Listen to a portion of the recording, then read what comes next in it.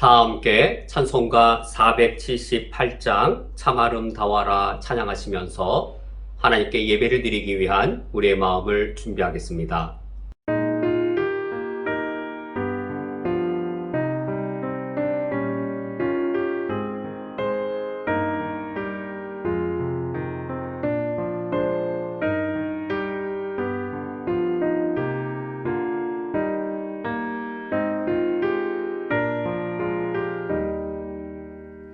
참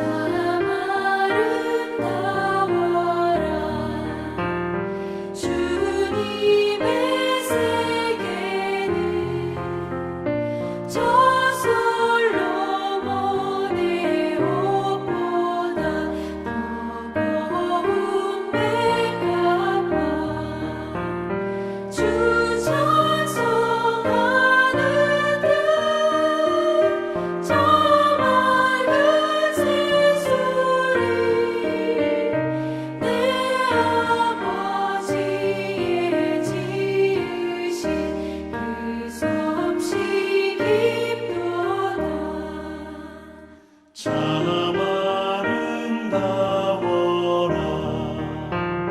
주님의 세계는 저 아침 해와 저녁 밤하늘 빛나며茫茫한 바다와 늘 푸른 봉우리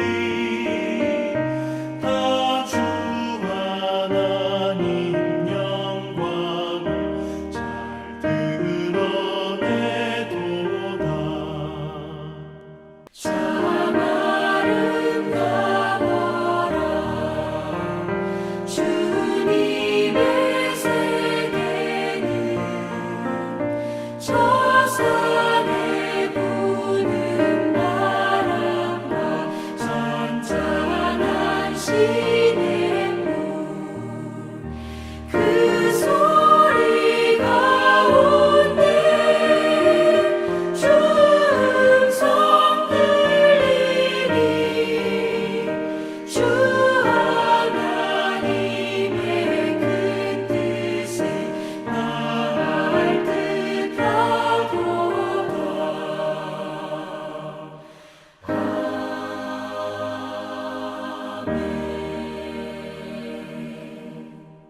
다 함께 사도신경으로 신앙고백 하심으로 일요 저녁 예배를 하나님께 드리겠습니다.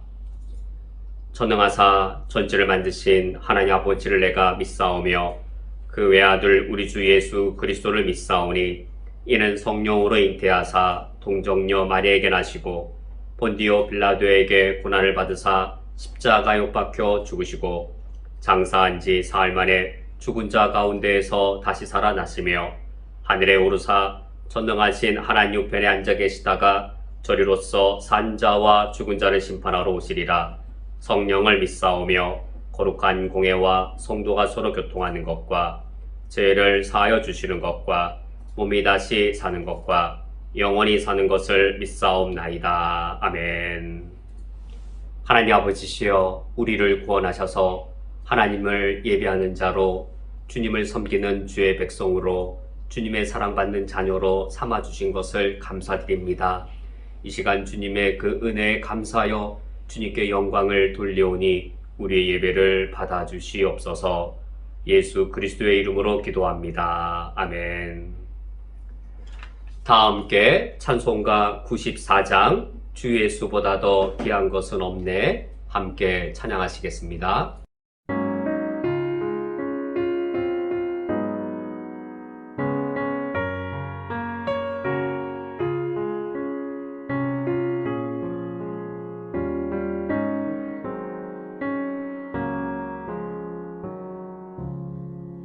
주 예수보다 더 귀한 것은 없네 이 세상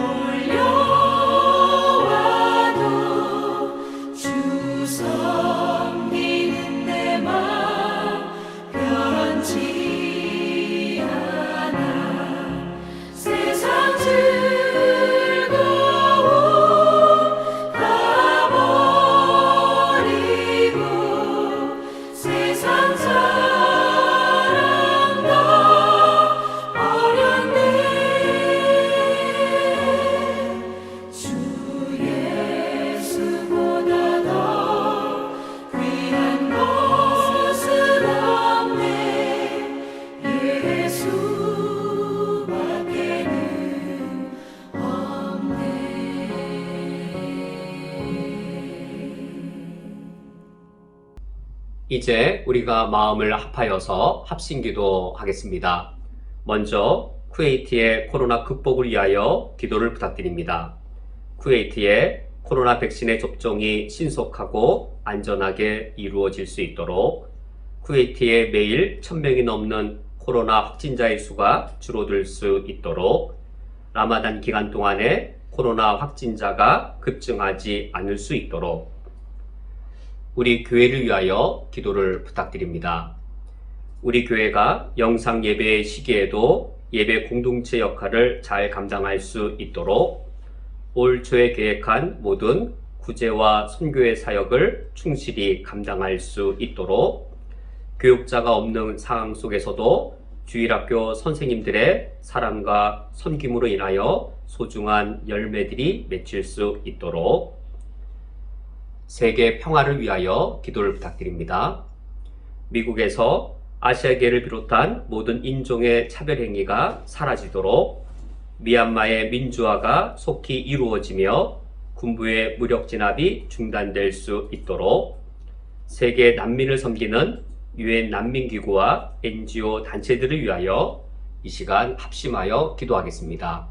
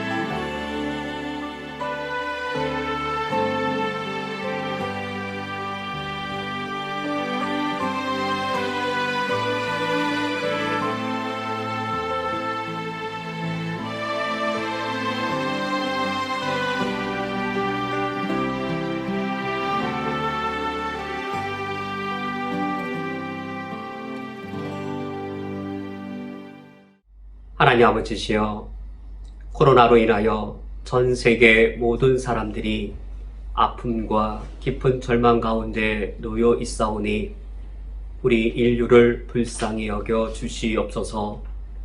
우리가 기도드리는 하나님은 바로 이러한 우리 인간을 하나님의 형상으로 존귀하게 만드신 창조주이십니다. 우리 인간을 죄와 죽음에서 구원하기 위하여 예수 그리스도를 우리에게 보내신 우리의 구원주이십니다. 보혜사 하나님을 통하여 자연과 우주를 회복하시며 우리 인간을 온전하게 새롭게 창조하시는 새로운 창조주이시오니 이번 코로나의 위기로부터도 우리 인간을 사랑하시며 거룩한 능력으로 구원해 주실 줄을 믿습니다. 우리가 살아가고 있는 이 쿠웨이트 땅에서도 매일 코로나 확진자의 수가 1000명이 넘고 있습니다. 쿠웨이트 정부가 9월까지 쿠웨이트에 거주하는 모든 사람들에게 코로나 백신을 접종을 완료할 계획을 갖고 있사오니 쿠웨이트 정부의 이 계획이 순조롭고도 신속하게 안전하게 이루어질 수 있도록 주께서 지키어 주시옵소서. 특별히 라마단 기간 동안에 코로나 확진자가 급증하지 않을까 염려됩니다. 쿠웨이트 정부는 이 라마단 기간 동안에 외국인 거주자들을 집중적으로 코로나 백신 접종을 하도록 계획을 갖고 있사오니 이 계획이 차질 없이 진행되게 하여 주셔서 속히 쿠웨이트 땅에 집단 명역의 시기가 빠르게 임할 수 있도록 주님께서 축복하여 주옵소서. 우리 쿠웨이트 한인연합교회를 이 시기 동안 지켜주시기를 원합니다. 코로나로 인하여서 저희들이 비대면으로 예배드리는 이 시기에도 예배 공동체로서의 소명과 사명을 힘있게 감당할 수 있도록 지키어 주옵소서.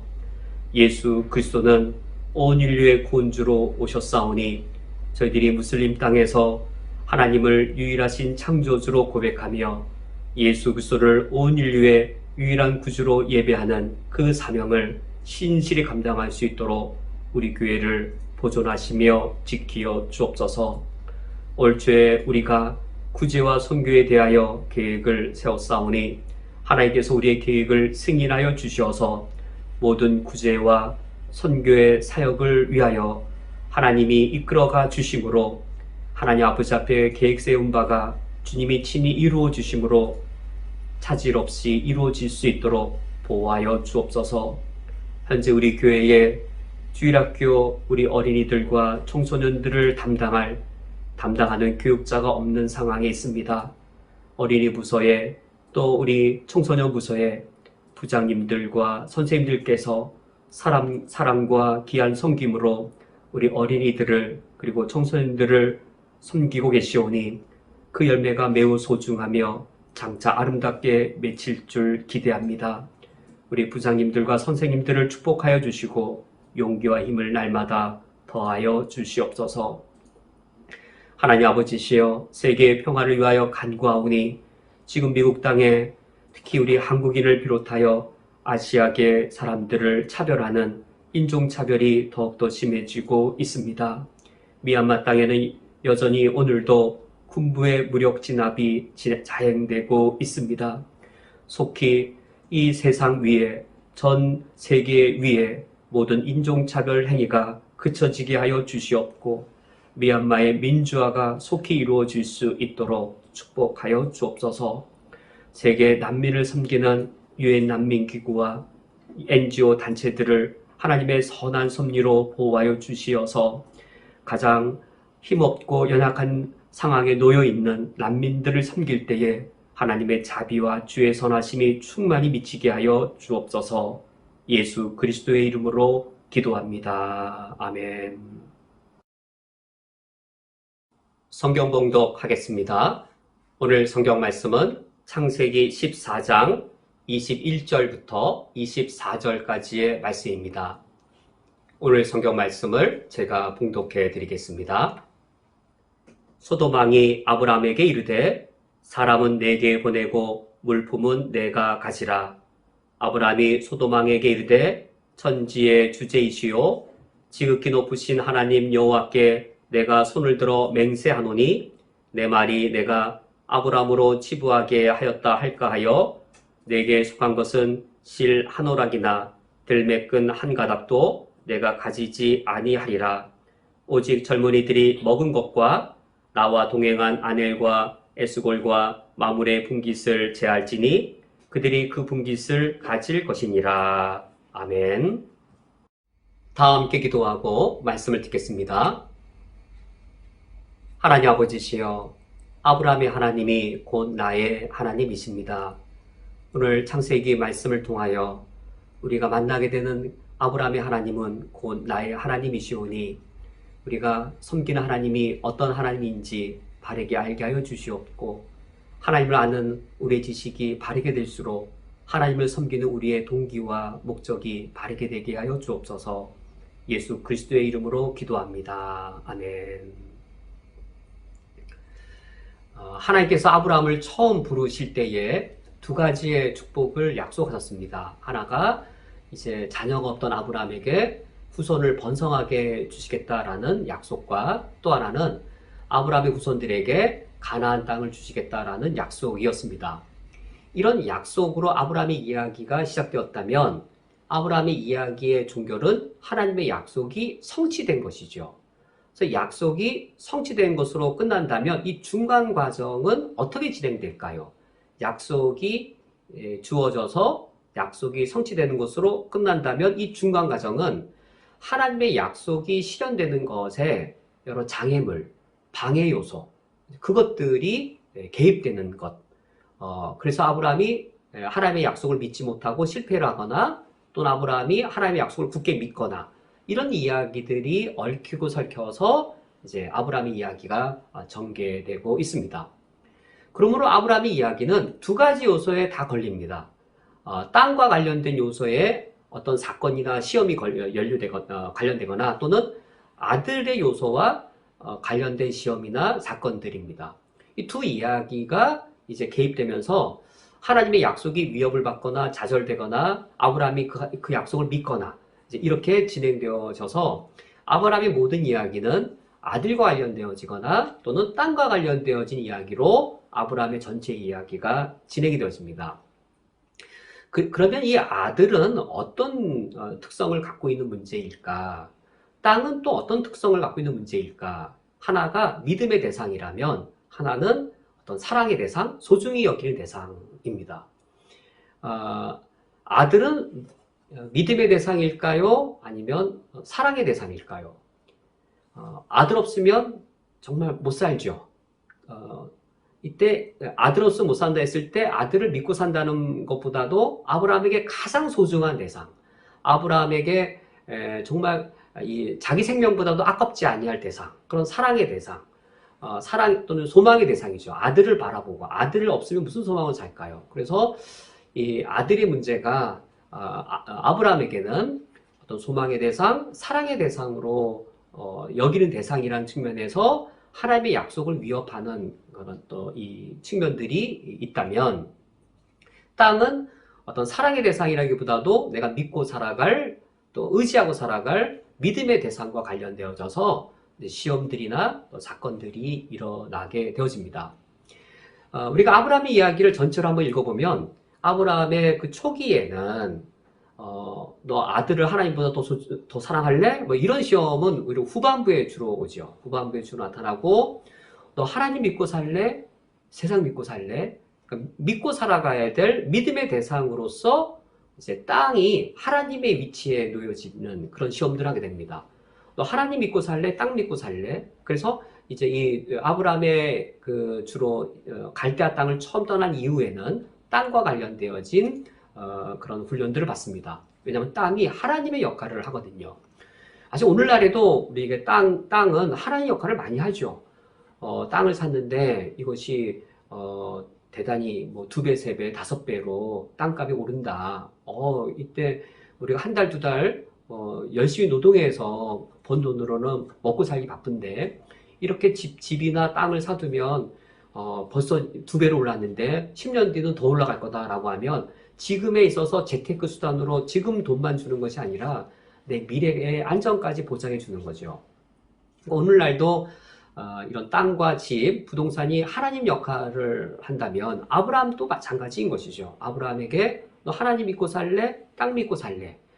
어떤 이런 이 땅이 아브라함의 생명을 지켜주고 이 땅에 의해서 아브라함의 재산이 결정적으로 어느 땅을 사느냐에 따라 재산이 크게 불거나 오히려 망하거나 이런 의미가 땅의 의미입니다. 하나님 역할을 한다는 면에서 아브라함이 시험들을 겪게 되었습니다. 그것이 12장의 기근의 시험이었죠.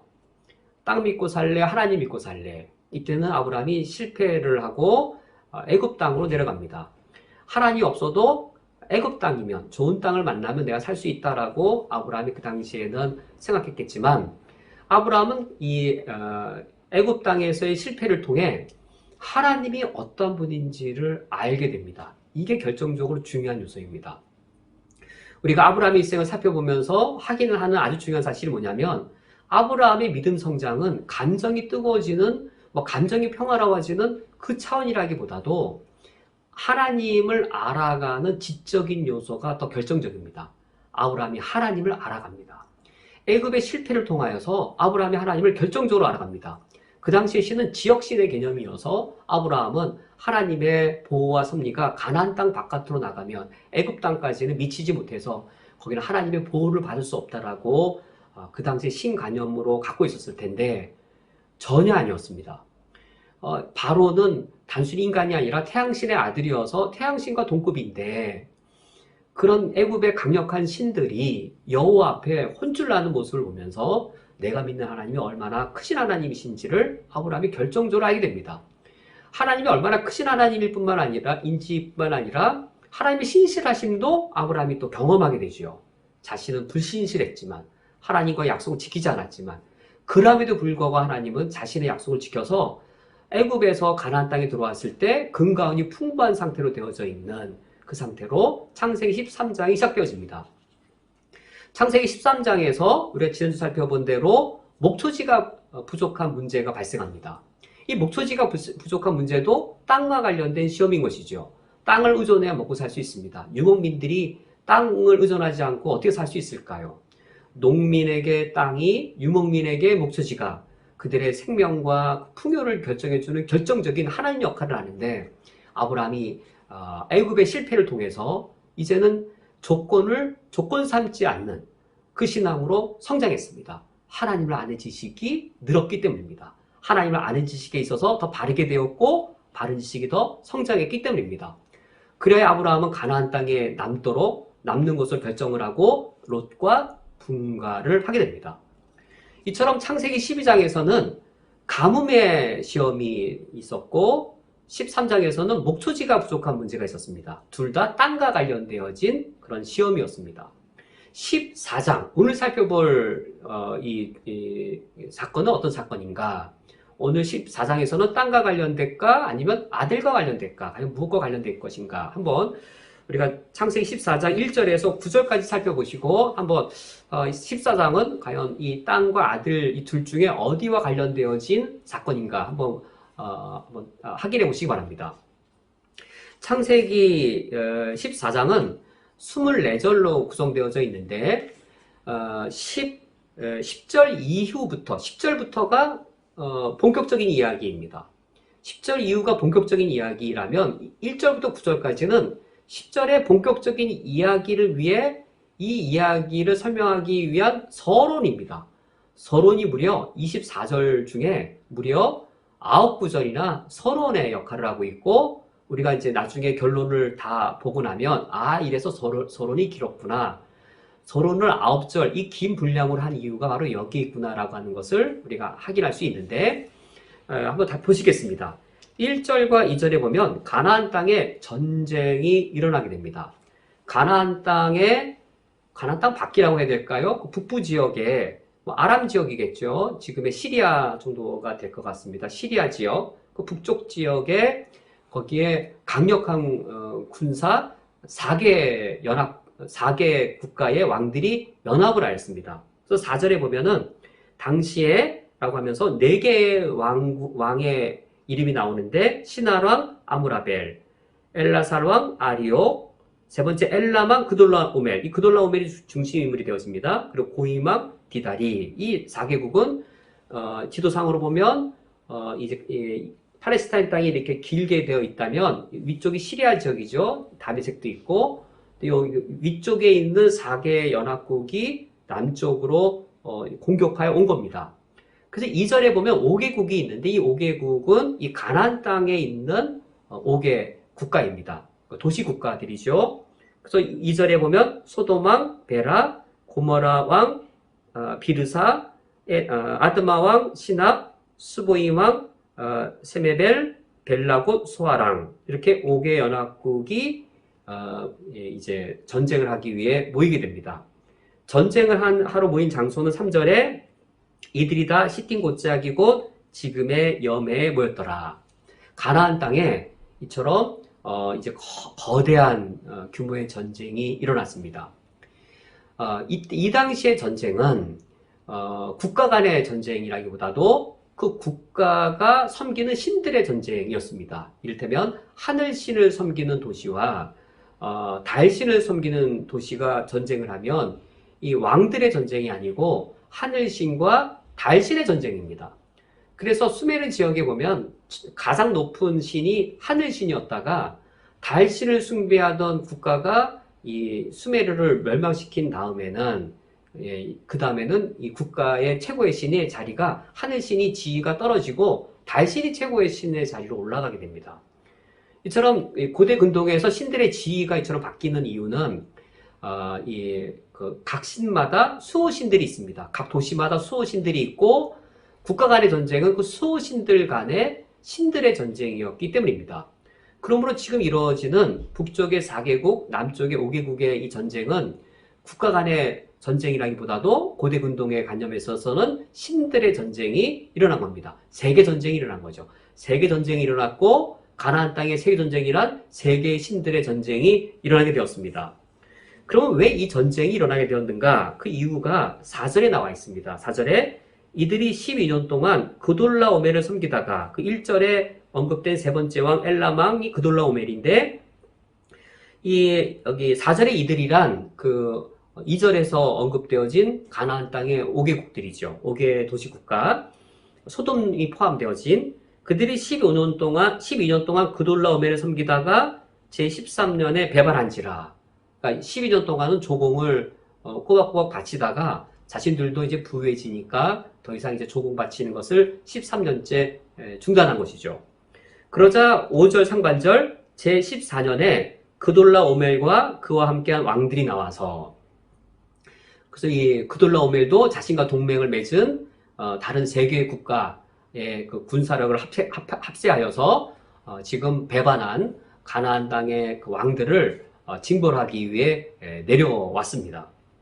그런데 5절에 보면은 이 4개국을 먼저 공격하는 게 아니고 5절에 보면 4개의 부족이 등장합니다. 아스드로 가르나임에서 르바 족속을, 함에서 수수 족속을, 사회 기랴가임에서 엠 족속을, 이 3개 부족이네요. 르바, 수수, 엠 족속을 공격합니다. 그리고 6절에서는 호리 족속을 그 산에서 쳐서 광야 근방 엘 바람까지 이르렀으며 이게 호리 족속까지 4개 부족을 또 공격합니다. 그런데 7절에 보면 2개 부족이 더 등장합니다. 7절에 그들이 돌이켜 엠미스밭 곧 가데스에 이르러 아말렉 족속의 온 땅과 하사손 다말에 사는 아모리 족속을 친지라. 아말렉 족속 그리고 아모리 족속까지 공격하게 됩니다. 그러므로 모두 몇 개 부족인가요? 5절에 르바 족속, 수수 족속, 엠 족속, 6절에 호리 족속, 7절에 아말렉 족속, 그리고 마지막으로 아모리 족속. 아모리 족속은 기억해 둘 필요가 있습니다. 모두 6개 부족이 이 공격에 의해 이제 공격을 크게 받게 되었습니다. 지금 왜 4개 부족이 먼저 이 6개 부족을 먼저 공격하는가? 그것은 우리가 이제 뭐 고대나 중세 때 전쟁을 보면 이제 뭐 몽고 제국이 또 어떠한 제국을 공격한다 했을 때 이 제국을 상대국을 먼저 공격하는 경우도 있지만 이 국가를 협조할 만한 주변에 인근 작은 국가나 부족을 몽고 제국이 먼저 다 공격하고 진압해서 무력화시킨 후 자기 군대로 편입을 시킵니다.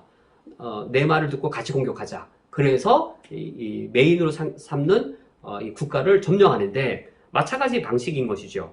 이 4개국이 먼저 이 5개국 주변에 있는 6개의 부족을 먼저 쳐서 무력화시키고 그 후에 이제 메인 전쟁으로서 4개국과 전쟁을 펼치게 되어집니다. 그래서 이제 8절과 9절에 보면 다시금 그 8절에서 이제 그 2절에 등장했던 그 5개국이 다시 언급되어지고 있고 9절에 보면 1절에서 언급되어졌던 4개국, 북쪽의 4개국이 다시 언급되어져 있습니다. 그러므로 지금 가나안 땅에 어떤 전쟁이 일어난 건가요? 오늘날로 말하면 세계 전쟁이 일어난 겁니다. 4개국, 5개국, 6개 부족이 연루되어진 세계 전쟁이 이 가나안 땅에 일어나게 되었습니다. 이 전쟁은 국가들 간의 전쟁이 아니라 그들 부족과 국가가 섬기는 신들의 전쟁이어서 가나안 땅에 세계에 있는 신들의 전쟁이 일어난 겁니다. 그렇다면 12장의 기근의 시험, 그리고 13장의 목초지가 부족한 시험, 그리고 지금 14장에 가나안 땅에 일어난 세계 전쟁의 이 사건, 다 무엇과 관련된 요소이겠는지요? 바로 땅과 관련된 시험이 이제는 세 번째 시험으로 아브라함에게 놓이게 되어졌습니다. 이 세 번째 땅의 시험을 통하여서는 아브라함의 믿음이 또 한 번 확장되어지고 성장하는 기회가 되어집니다. 과연 어떠한 도전이 아브라함에게 있었는지, 이 세계 전쟁을 통하여서 아브라함의 믿음이 어떤 부분이 어떻게 성장했는지 계속하여 살펴보겠습니다. 이제 10절 이하의 말씀에서 전쟁의 이야기가 본격적으로 소개되고 있습니다. 이 북쪽에 동방의 강력한 4개 연합국이 조공을 들이다가 배반한 남쪽의 가나안의 5개 연합국을 쳐들어옵니다. 이 전쟁에서는 그 강력한 동방의 4개 연합국이 승리합니다. 이 남쪽의 가나안의 이 왕들과 군사들은 도망을 치는데 10절 말씀이 그 도망치는 장면입니다. 시틴 골짜기에는 역청구덩이가 많은지라 소돔왕과 고모라 왕이 달아날 때에 그들이 거기 빠지고 그 나머지는 산으로 도망하매, 조공을 들이다가 이제 그들도 힘이 이제 강력해지자 이제 배반을 한 것이죠. 그러나 그것으로 인한 이 전쟁에서 이제 이 가나안의 5개 왕들이 패배하게 됩니다. 이 전쟁에서 중요한 것은 전쟁의 성격입니다. 과연 고대 근동에서 과연 이 전쟁은 왜 일으키게 되는가? 오늘날 현대 전쟁은 여러 외교전, 정치적인 이유, 인종 간의 분쟁, 다양한 이유들이 있어서 전쟁을 하겠지만, 고대 근동에서의 전쟁은 근본적으로 약탈 전쟁이었습니다. 강력한 국가가 약한 군대에게 너 조공을 바칠래? 아니면 내가 너희들을 전멸시킬까? 이때 이제 약한 군대들은 조공을 드리는 것이죠. 만약에 조공을 드리지 않으면 약탈을 완전히 해가는 것이죠. 약탈을 해서 재물을 다 약탈해가고, 그리고 사람들은 잡아다가 전쟁포로로 잡아다가 노예로 팔아버리는, 이런 약탈을 당하는 것보다는 이제 조공을 드리는 것이죠. 그런데 이제 이 가나안 땅의 이 국가들이 그들도 힘이 세졌다고 이 조공 드리는 것을 이제 멈추었을 때, 이제 동방의 강력한 군대들이 북쪽에서부터 아래로 내려와서 이제는 약탈 전쟁을 해버린 겁니다. 이제 재물들은 다 약탈해가고 사람들은 전쟁포로로 잡아가서 그 당대의 대부분의 노예들은 다 전쟁포로들이었습니다. 노예로 삼기 위해 옆에 힘없는 국가들, 부족들 쳐들어가서 사람들 잡아다가 그들 국가의 노예로 삼거나 아니면 다른 나라의 노예로 팔아버리거나, 이런 약탈 전쟁이 고대 근동의 기본적인 어떤 주된 전쟁의 성격과 목적이었습니다. 바로 이 11절과 12절에서 지금 일어난 이 전쟁도 고대 근동의 이런 약탈 전쟁이었다는 사실을 명확하게 강조하여 알려주고 있습니다. 11절 말씀에 내 왕이, 여기 내 왕이란 그 동방의 강력한 북쪽에서 내려온 그 4개 연합국이죠. 그 내 왕이 소돔과 고모라의 모든 재물과 양식을 빼앗아가고, 이 전쟁은 명백하게 이처럼 약탈 전쟁이었습니다. 12절 말씀에 소돔에 거주하는 아브라함의 조카 롯도 사로잡고 그 재물까지 노력하여 갔더라. 이 약탈 전쟁에 누구까지 약탈되었는가? 소돔성에 살던 아브라함의 조카 롯도 전쟁포로로 끌려가게 되었고, 그의 재산이 다 약탈당합니다. 그러므로 이제 아브라함의 조카 롯의 운명, 그의 가족들 운명은 이제 노예로 팔려가는, 노예로 죽음을 맞이해야 되는 그 비극이 이제 닥친 것이죠. 그래서 이 창세기 14장에서 아주 중요한 사실은 이 전쟁의 성격입니다. 이 전쟁의 성격이 크게 두 가지였는데, 이미 살펴본 대로 이 당대의 전쟁은 신들의 전쟁이었다라는 사실, 아주 중요한 사실이고, 또 한 가지 중요한 사실은 이 전쟁은 약탈 전쟁이었다. 신들의 이름으로 벌어지는 약탈 전쟁이었다. 이 사실을 지금까지 12절까지 말씀해주고 있습니다. 그러면 이 전쟁에 왜 아브라함이 관여하게 된 것인지요? 아브라함이 이 전쟁에 관여하게 된 이유는 자기 조카 롯이 전쟁 포로로 끌려갔기 때문입니다. 그래서 13절 말씀에 도망한 자가 와서 히브리 사람 아브라함에게 알리니, 그러니까 조카 롯이 이처럼 전쟁 포로로 끌려간 소식을 알린 것이죠. 그때 아브라함이 아모리 족속 마므레의 상수리 숲을 근처에 거주하였더라. 이때 아브라함은 조카 롯과 목초지가 부족할 때 서로 분가를 하면서 롯은 요단들로 갔다가 수동까지 가게 된 것이고, 아브라함은 가나안 땅에 머물게 되었는데 가나안 땅에 이방인으로 머물게 된 것이죠. 혈연지연 사회에서 정착민의 도움 없이는 아브라함은 항상 위협을 받을 수밖에 없어서 아브라함 스스로도 군대를 길러야만 됐겠고, 그것만으로 안정한 것이 아니니까 아브라함도 가나안의 원주민과 평화적인 군사적인 동맹관계를 맺어야만 아브라함도 생존이 가능했습니다.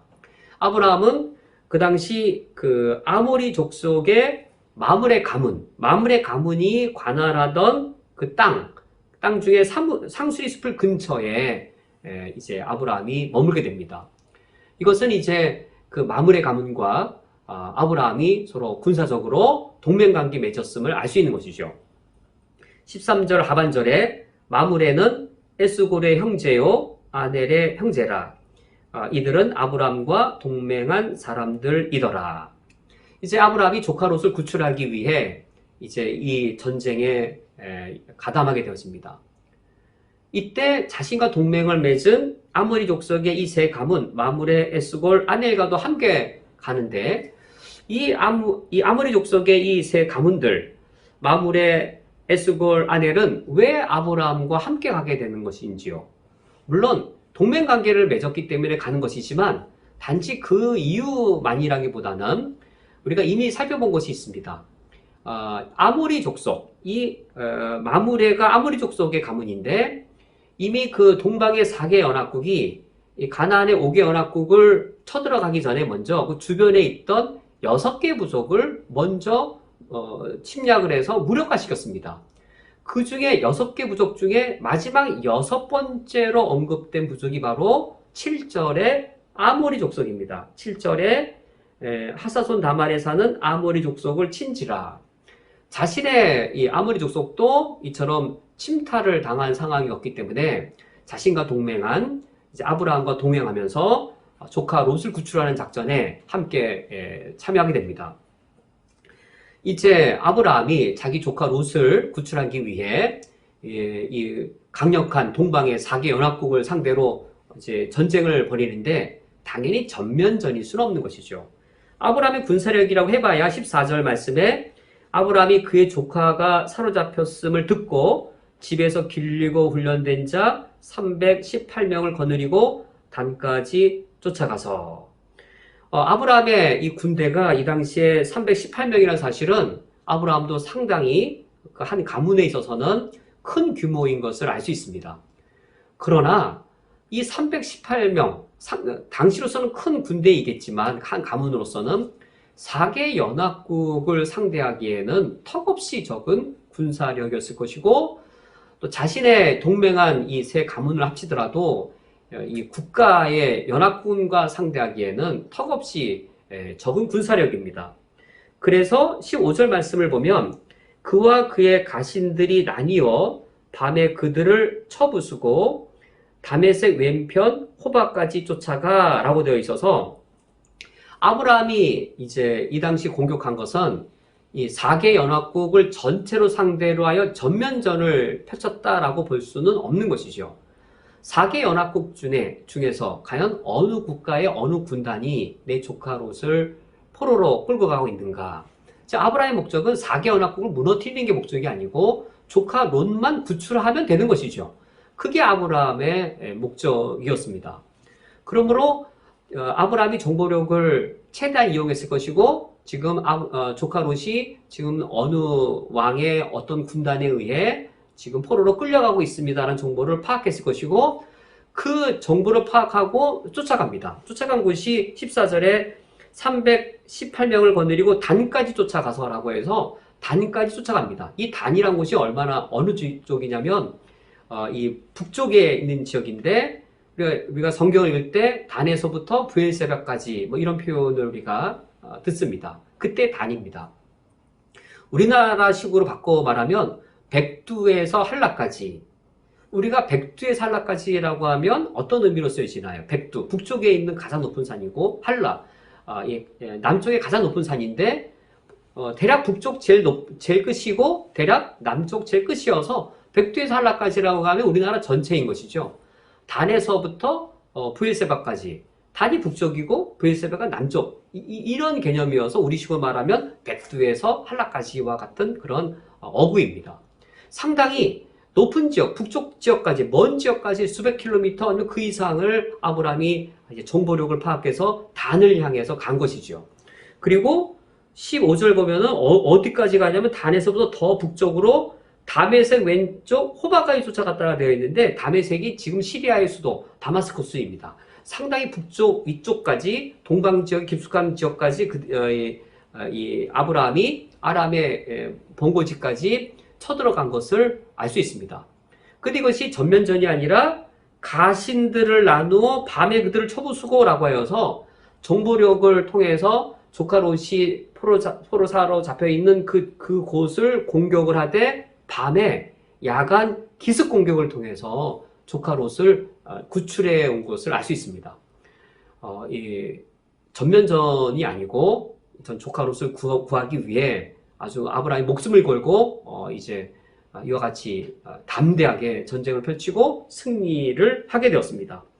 그것이 16절의 말씀인데 모든 빼앗겼던 재물과 자기의 조카 롯과 그의 재물과 또 부녀와 친척들을 다 찾아왔더라 라고 정말로 믿을 수 없는 승리를 하고 돌아옵니다. 아무리 정보력과 아무리 밤의 기습작전이겠지만 이건 승리할 수 있는 전쟁이 아닌데 가능성으로 보면 정말 가능성이 없는 일인데 아브라함이처럼 아브라함이 원하는 것 이상의 승리를 하고 돌아옵니다. 자기 조카 롯의 생명만을 구하면 된다. 이 정도가 아브라함이 원하는 내 조카 가족만 구해도 된다. 이것이 아브라함이 원하는 전부였을 터인데 아브라함이 원하고 바라던 그 훨씬 그 이상의 큰 승리를 하고 돌아옵니다. 그렇다면 이 가나안 땅에 벌어진 이 세계 전쟁, 누구의 전쟁일까요?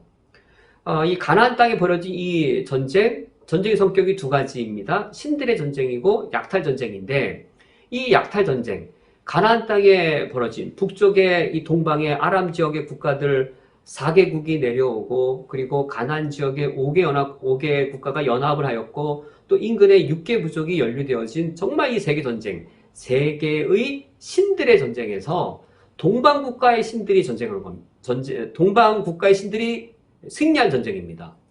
정말로 동방 국가의 신들이 승리한 것일까요?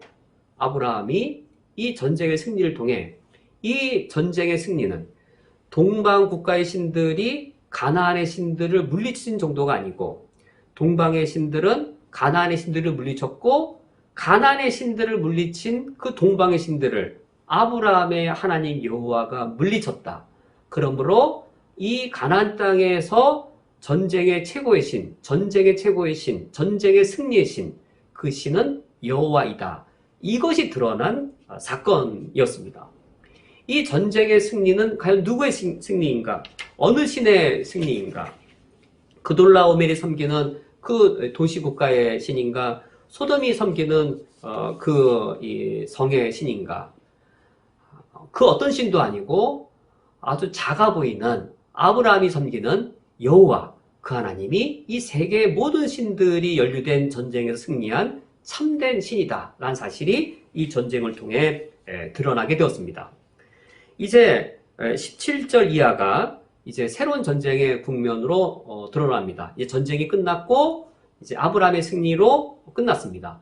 전쟁에서 승리하고 돌아옵니다. 북쪽 지역까지 이제 달려갔던 아브라함이 이제 돌아옵니다.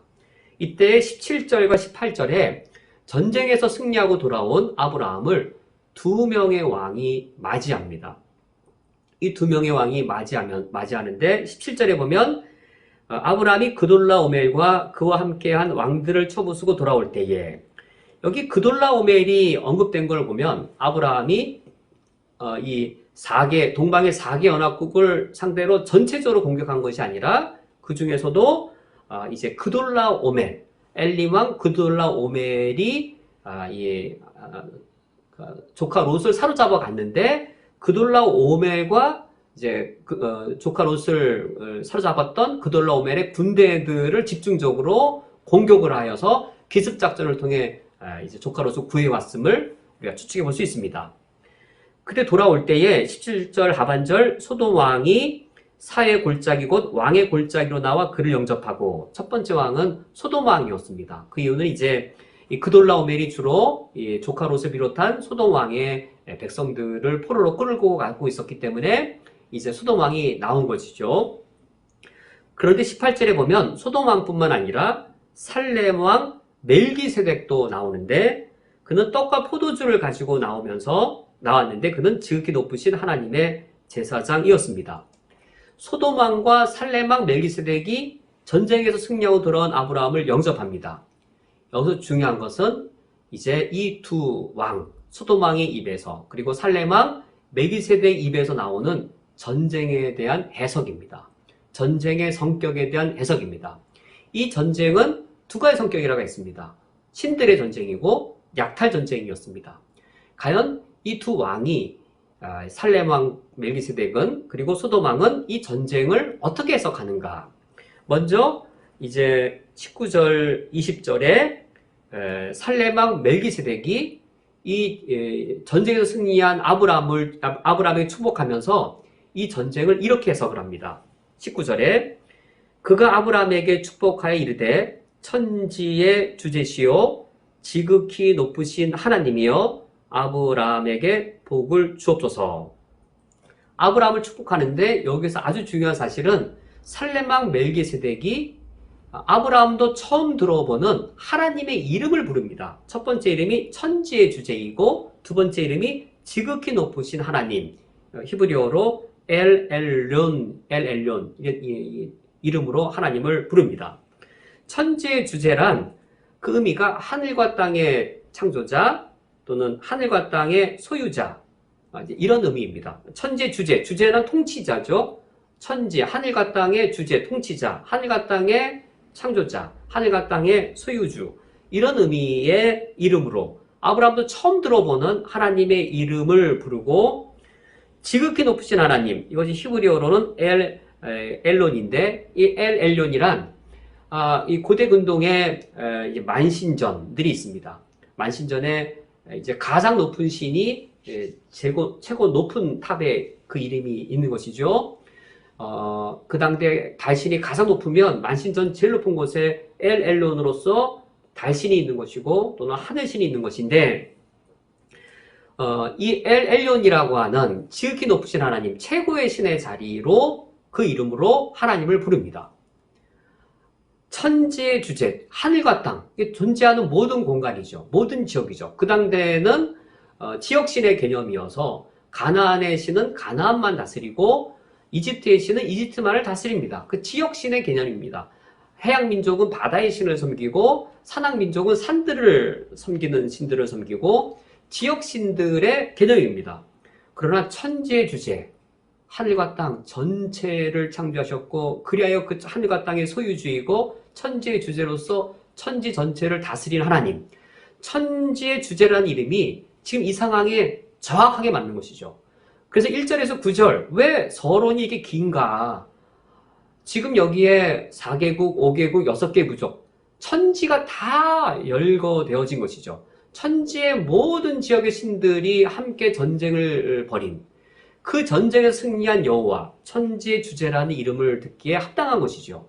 그렇다면 이 천지의 주제인 여호와는 만신전에 어디 위치해야 되냐면 지극히 높으신 하나님이라고 하여서 하나님이 최고한 신, 유일신 개념이 여기에서 이제 잉태가 되는 것이죠. 최고한 신이신, 유일하시고 최고한 신이신 그 엘 엘론이라고 하는 그 이름이 하나님께 적합한 것이지요. 아브라함이 이 이름을 처음 듣습니다. 멜기세덱의 입을 통하여 하나님의 이름을 처음 듣지만 이 세계전쟁에 승리하고 돌아온 아브라함 마음속에 이 하나님의 이름은 정말 잘 어울리는 그런 이름인 것이죠. 그러면서 20절 말씀에 너희 대적을 내 손에 붙이신 지극히 높으신 하나님을 찬송할지로다 하매라고 하나님을 멜기세덱이 찬양합니다. 이 찬양에 따르면 이 전쟁의 승리는 아브라함의 승리인가요? 여호와의 승리인가요? 이 당대 전쟁은 신들의 전쟁이어서 당연히 이 전쟁의 승리는 아브라함의 승리가 아니라 이 전쟁의 승리는 아브라함의 하나님이신 여호와의 승리입니다. 지금 그것을 지금 멜기세덱이 찬양하고 있습니다. 너희 대적을 내 손에 붙이신 지극히 높으신 하나님을 찬송할지로다. 아브라함이 이 전쟁에서 자기 기대 이상의, 난 조카로만 구치려 오면 된다 생각했는데 내 예상 이상의 엄청난 승리를 경험하면서 돌아오는 마음속에 하나님이 내 대적을 내 손에 붙여주셨구나라고 아브라함 스스로도 느끼고 있을 그때에 멜기세덱의 입을 통하여서 하나님의 이름이 들려옵니다. 내 대적을 내 손에 붙이신 지극히 높으신 하나님, 그 하나님을 찬양하라 라고 말할 때 이때 응답으로 20절 하반절 아브라함이 그 얻은 것에서 10분의 1을 멜기세덱에게 주었더라. 이 전쟁의 약탈물에서 10분의 1을 하나님께 멜기세덱에게 11조를 드렸단 말은 곧 하나님께 드렸단 말인 것이고 멜기세덱의 이 찬양을 아브라함도 동의한다라는 것이죠. 멜기세덱에게 전쟁의 약탈물의 10분의 1을 멜기세덱에게 드림으로 결국 하나님께 드린 것이고 그러므로 아브라함도 이 승리는 나의 승리가 아니라 하나님의 승리입니다라고 멜기세덱의 이 찬양을 아브라함도 같이 고백하고 아브라함도 같이 하나님께 찬양한 것이었습니다. 이렇게 멜기세덱의 찬양 이후에 이제 두 번째 왕인 소돔 왕도 이 전쟁을 해석합니다. 이렇게 해석합니다. 21절에 소돔 왕이 아브라함에게 이르되 사람은 내게 보내고 물품은 내가 가지라. 얼마나 참 이 교만하고 거만하고 감사를 모르는 족속이고 인간인지 역시 제약된 소돔 왕의 왕다운 것이죠. 이 정도 되면 정말로 아브라함에게 머리를 숙이고 감사하고 고마워해도 부족함이 없을 텐데 뭐라고 말하고 있냐면 사람은 내게 보내고 물품은 내가 가지라. 이것도 그 당대의 관례에 맞지 않습니다. 그 당대의 약탈 전쟁이어서 물품뿐만 아니라 사람까지도 다 아브라함의 정당한 소유임에도 불구하고 지금 이 소돔 왕이 아브라함의 이 전쟁을 약탈 전쟁으로 격화시키면서도 이렇게 무례함을 보이면서 아브라함의 이 전쟁을 약탈 전쟁으로 지금 여기고 있습니다. 정말 이 전쟁이 약탈 전쟁이었겠는지요? 그러면 하나님이 약탈하는 신밖에 더 되는지요? 지극히 높으신 하나님, 천지주제이신 그 여호와가 소돔의 왕의 말에 따르면 약탈의 신밖에 되지 않는 것이죠. 아브라함이 이 말을 듣고 어떤 반응을 보였는지요? 22절 말씀에 아브라함이 소돔 왕에게 이르되 천지의 주제이시요 지극히 높으신 하나님 여호와께 내가 손을 들어 맹세하노니. 천지의 주제라고 하는 하나님의 그 이름, 지극히 높으신 여호와 하나님 여호와라고 하는 그 이름, 지금 이 전쟁에 승리한 상황에 가장 적합한 그 이름, 멜기세덱이 입에서 찬송되었던 그 이름, 조금 전에 아브라함이 그 이름을 들었을 뿐인데 이제는 아브라함이 멜기세덱을 통해 들은 그 이름을 자신의 입으로 고백합니다. 손을 들어 소돔 왕에게 맹세할 때 그의 입으로 고백합니다. 나의 하나님은 천지의 주제이시요 나의 하나님은 지극히 높으신 하나님 여호와라. 네가 지금 말하는 것처럼 약탈의 신이 아니다. 내가 지금 펼친 전쟁, 네가 지금 격화시키는 대로 약탈 전쟁이 아니다. 내가 섬기는 우리 하나님, 네가 말하는 식의 약탈의 신인 줄 아느냐? 라고 아브라함이 흥분하고 격분을 해서 손을 들어 맹세하면서 이렇게 말합니다. 23절 말씀에 내 말이 내가, 여기 내 말이의 유는 그 2인칭의 유는 이 소돔 왕을 말하고 내가, 이 1인칭의 내가도 소돔 왕을 말합니다. 우리 한국말로 말하면 따옴표를 해서 들어가는 것이죠. 여기 둘 다 소돔왕입니다. 내가 아브라함으로 치부하였다 할까 하여. 그러니까 훗날 소돔왕이 그렇게 말할 걸 염려하는 겁니다. 아브라함이 훗날 부자가 되었습니다. 그때 소돔왕이 그러는 겁니다. 야, 저 아브라함이 왜 부자가 된 줄 알아? 아브라함이 믿는 여호와가 약탈의 신인데 그때 우리 소돔성을 다 약탈한 그 재물로 저렇게 부자가 된 거야 라고 네가 그렇게 말할까 염려가 되어서 내게 속한 것은 실 한 오락이나 들매끈 한 가닥도 내가 가지지 아니하리라. 즉 아브라함은 어떤 하나님을 이미 확신하고 있냐면 하나님의 약속의 성취를 이미 확신하고 있습니다. 내가 섬기는 하나님 약탈의 신인 줄 아느냐? 우리 하나님은 대단히 신실하신 하나님이어서 심지어 내가 불신실할 때 그래서 애굽 땅으로 내려가서 하나님과 약속을 지키지 아니할 때 그럼에도 불구하고 내가 애굽 땅에서 올라올 때 은과 금으로 풍성하고 거부가 되었다. 내가 네 말대로 네 인격을 보아하니 나한테 이렇게 무리한 걸 보니 나중에 여호와께서 약속을 지켜 나를 거부가 되게 하셨을 때 여호와 하나님을 약탈의 신으로 만들면서 나의 거부가 된 것을 네가 그렇게 아브라함 내가 치부하게 해준 거다. 내가 부자 만들어줬다. 네가 그렇게 말할까 염려스러워서 네 것은 내가 단 한 푼도 받지 않겠다라고 아브라함이 한마디로 오바한 겁니다. 굳이 이렇게까지 할 필요가 없는 것을 아브라함이 오바해서 담대함으로 이렇게 말을 한 겁니다. 이걸 아브라함이 잘했다 못했다 말하기보다 아브라함이 얼마나 순수하고 이 순간에 아브라함이 경험하였던 하나님이 얼마나 강렬하였고 아브라함이 처음 들었던 그 이름, 천지의 주제란 그 이름, 지극히 높으신 하나님이란 그 이름을 들었을 때 그리고 방금 자신이 전쟁의 승리에서 경험한 그 하나님, 얼마나 적합한 하나님인가요? 아브라함의 믿음이 성장하는 과정을 보면 하나님을 알아갑니다. 믿음 성장이란 종교적 감정이 뜨겁고 종교적으로 내가 더 확신되어지고 그것에 그 믿음의 여부가 달려있지 않아요. 믿음의 여부, 믿음의 성장의 여부는 하나님을 알아가되 바르게 알아가는 겁니다. 아브라함이 일생을 한번 추적해 가볼 때 아브라함이 하나님의 이름들을 알아갑니다. 하나님의 이름들을 알아가고 그 이름을 안다는 것은 머리로 아는 것이 아니라 인격적인 삶에서의 체험을 통해서 알아가는 것이죠. 지금 이 상황에서는 천지의 주제라는 그 이름, 지극히 높으신 하나님이란 그 이름을 아브라함이 지금 알게 된 것이죠. 하나님을 알 때 그 믿음의 담대함이 우리 현실적으로 봤을 때는 대단히 아브라함이 오버하는 모습으로 드러나는 것이죠. 관례에 따르면 자신의 정당한 권한인데도 불구하고 자신의 정당한 권한을 포기할 정도로까지 아브라함이 이처럼 담대한 모습을, 믿음의 성장의 담대한 모습을 이와 같이 나타내고 있습니다. 그러나 24절 말씀에 오직 젊은이들이 먹은 것과 나와 동행한 아넬과 에스골과 마물의 분깃을 제할지니 그들이 그 분깃을 가질 것이니라 라고 말하고 있습니다. 이처럼 아브라함이 자신의 정당한 권리는 포기할지라도 다른 사람의 정당한 권리까지 포기하도록 만드는 것이 아니라 다른 사람의 정당한 권리는 보장을 받게 하고 있습니다.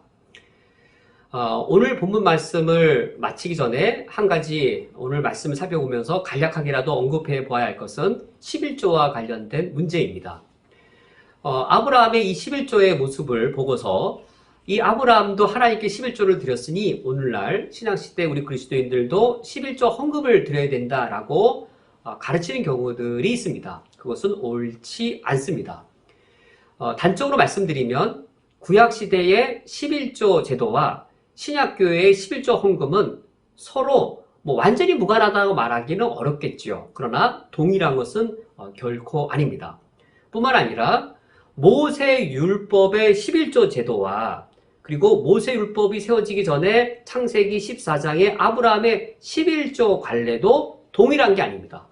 아브라함의 11조의 관례와 모세율법의 11조 제도와 신약시대 우리 교회의 11조 헌금 이 세 가지를 동일선상에 놓고 보아서는 안 됩니다. 물론 그리스도인의 하나님을 향한 어떤 헌금을 드린다라고 하는 아주 넓은 의미에서 연관성을 찾을 수는 있겠지만 그러나 이 표현 11조란 표현 때문에 아브라함의 이 11조 이 관례를 오늘날 신약 성경의 신약 시대 그리스도인들의 11조 헌금과 동일하게 여겨서는 안 됩니다. 뿐만 아니라 구약 시대 안에서조차도 아브라함의 11조 헌금과 모세 율법의 11조 제도는 서로 연관된 것이 아닙니다. 이것만 간략하게 오늘 마지막으로 보고 후에 11조에 대하여 종합적으로 살펴볼 기회가 있을 때 자세히 살펴보도록 하겠습니다. 먼저 왜 아브라함의 11조 관례가 왜 모세 율법의 11조 제도와 같지 않은가? 모세 율법의 11조는 그러니까 모세 율법과 아브라함의 11조 비교해보면 성격에 있어서 모세 율법은 의무적입니다. 의무적으로 드려야 됩니다. 드리고 싶다고 드리고 안 드리고 싶다고 안 드려도 되는 것이 아니라 모세 율법의 11조는 성격상 의무적입니다.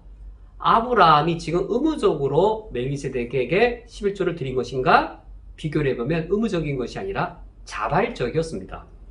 그리고 봉헌 규정을 보면 모세 율법의 11조는 11조 제도입니다. 11조 제도였기 때문에 체계적인 것에 비해 아브라함의 11조는 우발적인 것이었습니다. 뭔가 체계적으로 드린 게 아니고 우발적으로 지금 이 멜기세덱이 자신에게 와서 하나님을 찬양하는 그 말을 듣고 우발적으로 드린 것이었고, 또 그 봉헌 규정이 모세율법의 11조는 정규적이어서 반복적입니다. 11조 제도이기 때문에 정규적이고 반복적인 것인 것에 비해 아브라함의 11조는 이례적이고 일시적이었습니다. 멜기세덱에게 뭐 매달 또는 해마다 11조를 드린 게 아니고 이례적이고 그리고 일시적이었습니다. 그러나 모세율법의 11조는 이 봉헌 규정이 체계적인 제도여서 정규적으로 드리고 반복적으로 드리는 것이었습니다. 뿐만 아니라 드려지는 그 품목도 모세율법의 11조는 반드시 땅의 소산으로만 드려야 됩니다. 그러나 이제 이 아브라함의 경우는 전쟁의 전리품으로 드린 것이어서 구약 성경 안에서조차 모세율법의 11조와 아브라함 11조는 서로 성격상 또 그 모양새나 모든 것이 서로 같은 동일선상으로 여길 수 없습니다. 뿐만 아니라 이 아브라함의 11조를 건너뛰어서 이제 우리 신약 시대 그리스도인들에게 아브라함도 11조를 했으니 우리 신약 시대 그리스도인들도 반드시 11조를 드려야 된다라고 말을 한다면 그것은 바른 성경 해석이 아닙니다. 아브라함이 그 당대에 11조를 드린 것은 고대 근동의 관습에 따른 것이었습니다. 11조 관습들이 있었습니다. 전제의 10분의 1을 종주에게 드리는, 또는 종주와 봉신의 관계를 맺으면 이 어떤 조공의 형태로 10분의 1을 드리는 어떤 그런 관례들이 있었기 때문에 고대 근동의 관례를 따른 것을 신약 성경에 하나님을 섬기는 예법으로 여기는 것은 합당한 성경 해석이 아닙니다. 그래서 이 존 머레이라는 이 신학자는 이렇게 해석합니다. 아브라함의 비통상적인 소득이고 임시적인 11조였다. 아브라함의 통상적 소득이 아니고 비통상적인 소득이었고, 그러므로 임의적이고 임시적인 그런 11조 소득이었다라고 해석을 하고, J.D. 퀴글은 아주 또 재밌게 해석을 하는데, 만약에 아브라함의 11조를 우리 그리스도인의 11조로 여기려고 한다면 이런 경우다. 아브라함의 정규소득이 아니고 전리품이었기 때문에 마치 보너스와 같은 것이다. 아브라함처럼 11조를 드리려고 말한다면 오늘날 우리 성도들도 이 정규소득으로부터 11조를 드리는 게 아니라 우연히 보너스 받으면 그것으로 11조를 드리라고 말하는 격이 되지 않느냐라고 J.D. 퀴글도 정확한 부분들을 지적하고 있습니다. 행여나 아브라함을 근거로 하여서 신약시대의 11조 헌금의 이 근거로 삼는다면 그것은 올바른 성경 해석이 아닙니다. 오늘날 우리 그리스도인들이 하나님 아버지 앞에 신약교회가 11조 헌금을 드리는 것은 이것과 무관하게 이런 이유가 아닌 또 다른 신약교회 전통에 의해 하나님을 사랑하고 하나님을 내 삶과 소유의 주인으로 여기고, 그리고 나에게 하나님 맡기신 교회에 대한 주인의식으로서 책임을 감당하고자 하는 신앙의 발로로서 11조 드리는 것이 교회 전통으로 만들어졌기 때문에 이 전통의 차원에서 우리가 11조원금을 신실하게 드리려고 하는 것이지, 이러한 율법적이고 또는 이 성경에 대한 의무적인 그런 요구가 구약시대처럼 신약시대에도 이어지기 때문에 행하는 것은 아닙니다. 오늘 말씀을 맺도록 하겠습니다. 아브라함의 신앙 성장을 놓고 보면 하나님을 알아가는 가정이었습니다. 하나님을 알아갈수록 믿음의 대상이 땅이 아니라 하나님 그분이신 것을, 하나님은 땅에 있어서 지역신이 아니라 모든 세계를 다스리시는 하나님을 알아가는 것으로 아브라함의 믿음이 성장하고 있었고, 그 아브라함의 믿음 성장이란 땅에 얽매인 조건들을 조건시하지 않는 하나님만이 유일한 조건이고, 하나님만이 명령하시면 하나님을 따르는, 하나님만 전적으로 의존하는 것으로 아브라함 믿음이 성장하는 것을 보게 되었습니다.